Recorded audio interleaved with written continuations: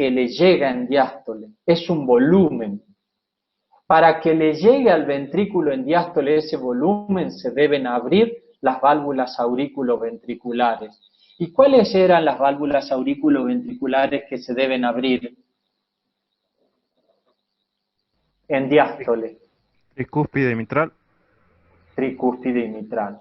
Vale decir que cuando yo digo precarga hablo de un volumen, hablo del llenado del ventrículo izquierdo y derecho.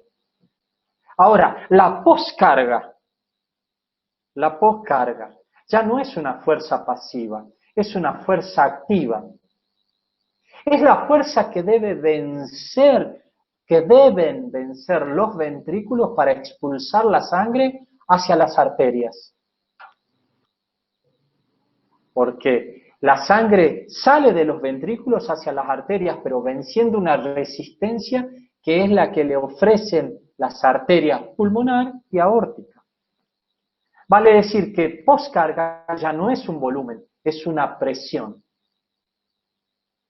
Es la fuerza que hace el ventrículo para mandar la sangre dentro de las arterias. Ahora, para que salga la sangre desde el interior del ventrículo hacia las arterias, ¿qué válvulas se tienen que abrir? La aórtica y la pulmonar. Claro. Y la salida de sangre desde desde los ventrículos a las arterias, ¿se produce en sístole o en diástole? En diástole. Sí, sístole. En sístole. En sístole. Sístole. En sístole. Fíjense lo que es poscarga. Es una fuerza activa. Es en sístole. Sístole. La precarga, que es el llenado de los ventrículos, ¿se produce en diástole o en sístole? En diástole. Muy bien, chicos. Es complicado, pero no es difícil. Entonces llegamos finalmente a hablar de presión arterial. Y fíjense que la presión arterial depende de factores fisiológicos y de factores químicos. ¿Cuáles son los factores fisiológicos que condicionan la presión arterial? El gasto cardíaco. ¿Alguien es capaz de definirme gasto cardíaco?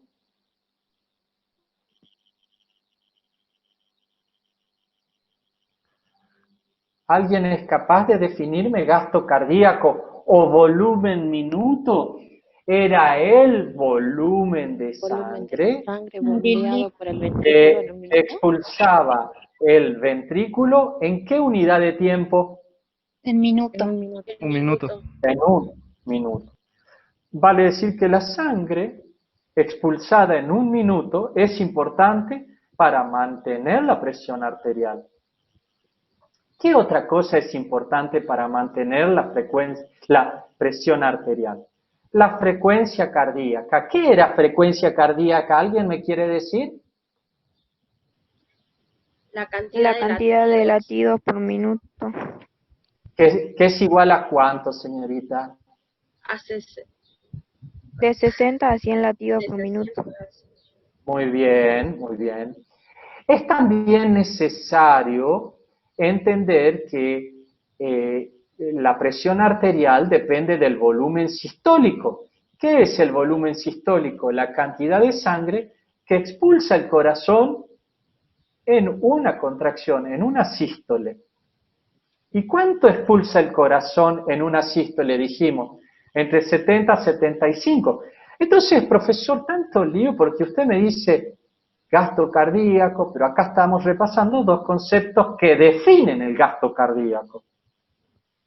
¿Y cuáles son esos dos conceptos que definen el gasto cardíaco? Dijimos que el gasto cardíaco volumen minuto era el producto entre frecuencia cardíaca y volumen sistólico.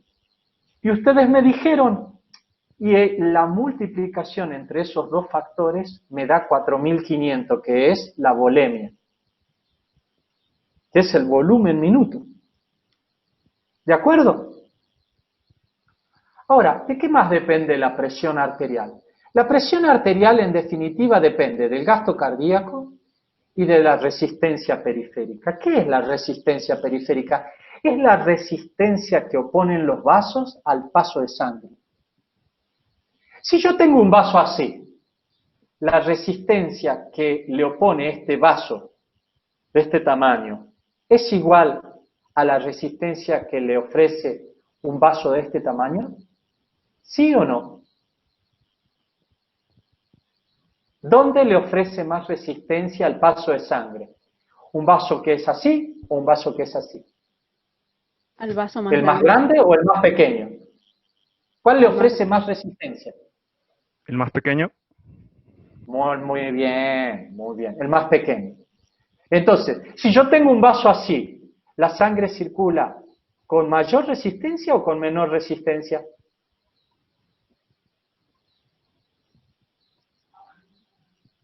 En un vaso así.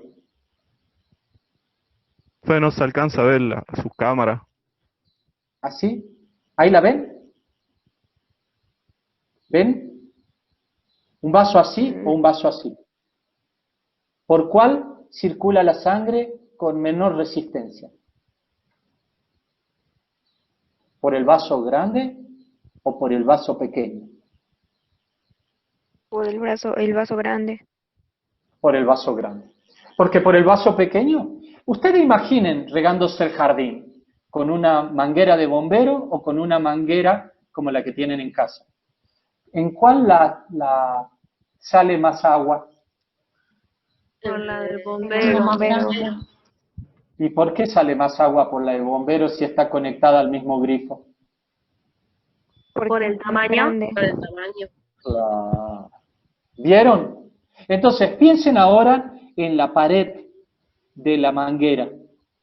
¿En cuál pared el agua hace más resistencia siempre que el volumen se mantenga constante?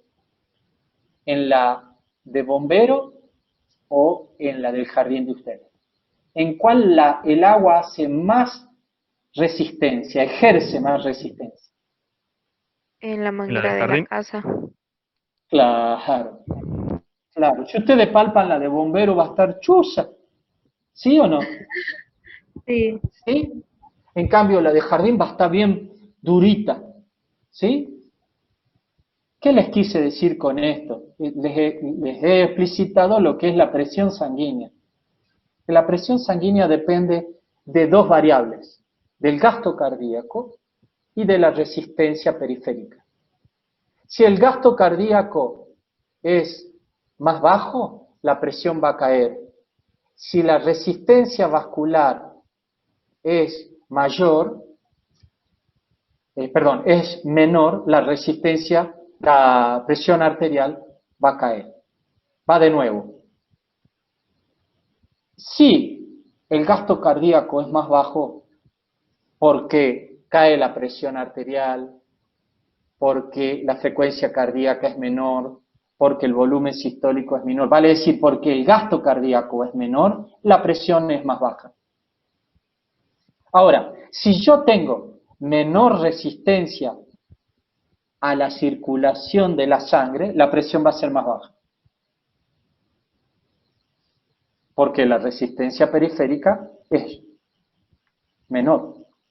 Ahora, si yo tengo un vaso chiquito, la presión, si yo tengo un vaso así, la presión sanguínea va a ser mayor o menor.